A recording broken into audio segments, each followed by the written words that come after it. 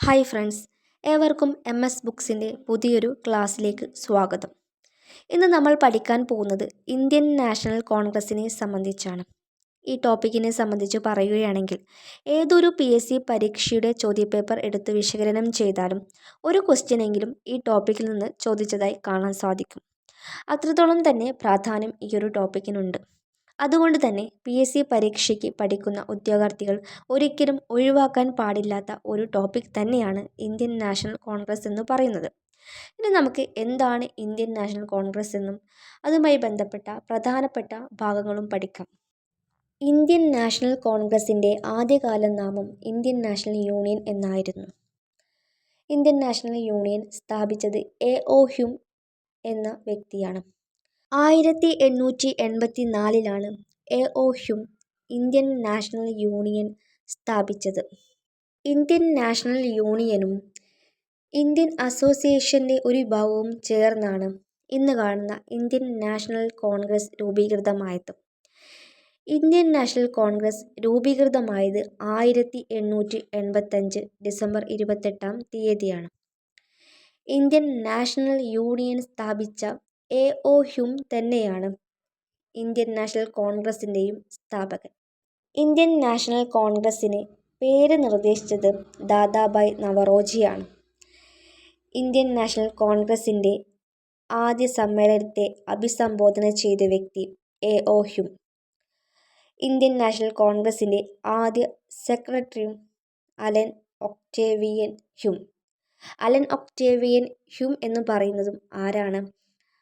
അത് നമ്മുടെ Indian National കോൺഗ്രസിൻ്റെ സ്ഥാപകനായ A.O. ഹ്യൂം തന്നെയാണ്.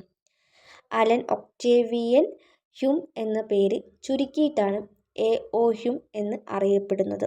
ഇന്ത്യൻ നാഷണൽ കോൺഗ്രസിൻ്റെ ആദ്യ പ്രസിഡന്റ് W.C. ബാനർജിയാണ്. 2 പ്രാവശ്യം കോൺഗ്രസ് പ്രസിഡന്റായ ആദ്യ വ്യക്തിയാണ് W.C. ബാനർജി.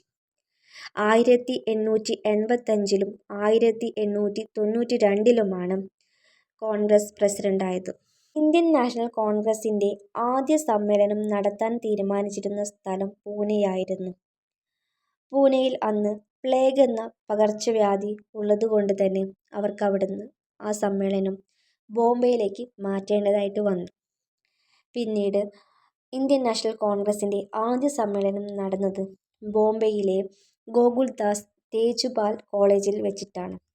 ഇന്ത്യൻ നാഷണൽ കോൺഗ്രസിൻ്റെ ആദ്യ സമ്മേളനത്തിൽ പങ്കെടുത്ത പ്രതിനിധികളുടെ എണ്ണം 72.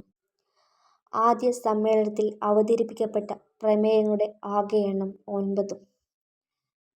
നമ്മളിപ്പോൾ ഇന്ത്യൻ നാഷണൽ കോൺഗ്രസ്സായിട്ട് ബന്ധപ്പെട്ട് അറിഞ്ഞിരിക്കേണ്ട ചില പ്രധാനപ്പെട്ട കാര്യങ്ങളാണ് പഠിച്ചത്.